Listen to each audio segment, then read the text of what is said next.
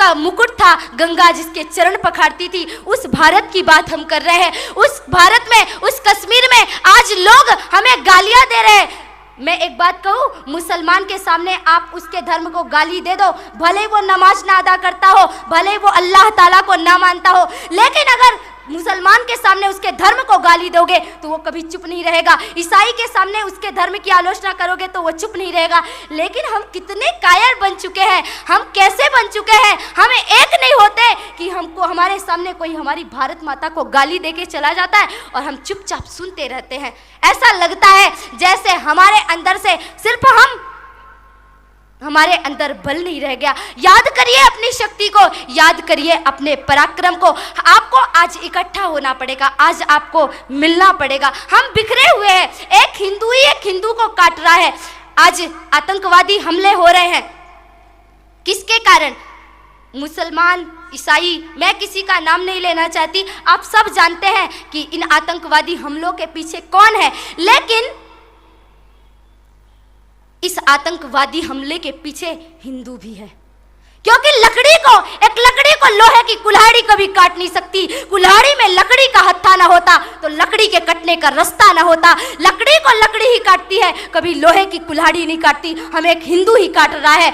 हमारे देश के नेता अपने वोटों के लिए, नोटों के लिए लड़ रहे। आज मैं यहाँ पे आप लोगों के सामने आई हूँ, मुझे सत्ता का लोभ नहीं, मुझे नोटों का लोभ नहीं, वोट का लोभ नहीं, मुझे किसी का भी लोभ नहीं। मुझे राजनीतिक पद, सत्ता, नोट, वोट और सम्मान कुछ भी नहीं चाहिए। मैंने पांचों चीजों का परित्याग कर दिया। मुझे सिर्फ इतना चाहिए कि मेरी आवाज आपकी आवाज बने, मेरी मुख से निकले हुए शब्द आपके शब्द बने। हो गई है पीर पर्वत सी पिघलनी चाहिए, इस हिमालय से कोई गंगा निकलनी चाहिए। सिर्फ हंगामा खड़ा करना मेरा मकसद नहीं, मेरी कोशिश है ये सूरत बदलनी चाहिए। मेरे सीने में न सही, तेरे सीने में सही हो कहीं भी आग, लेकिन आग जलनी चाहिए। आज अपने हृदय की उस ज्वाला को, उस अग्नि को प्रज्वलित करिए। पहचानिए कि हम कौन है, हम किसके वंशज है। जानिए कि हम कौन है।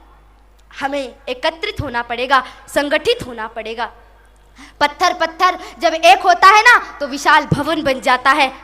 शिक्षक जब एक होकर मिलजुल कर पढ़ाते हैं तो विद्यालय, महाविद्यालय, विश्वविद्यालय बन जाते हैं। सैनिक जब संगठित होते हैं तो एक सुरक्षा बल बन जाता है। प्रांत जब एकत्रित होते हैं तो एक अच्छा राष्ट्र बन जाता है। धागे जब एकत्रित होते हैं तो एक अच्छा कपड़ा बन जाता है। जो धागा खुद निर्वस्त्र था आज वो दूसरों के तन को ढकता है। इसीलिए आज हमें एकत्रित होना पड़ेगा। आज हम बिखरे हुए हैं। हम अपने घर में 56 प्रकार के व्यंजन खाते हैं, डल्लब के गद्दे में सोते हैं, लेकिन हमारे घर में बगल में हमारा एक पड़ोसी भूख से मर रहा है और उसको 50 रुपए की पैरासीटामोल की टेबलेट किसी मिशनरियों ने दे दी, एक मुट्ठी चावल फेंक दिया, वो राइस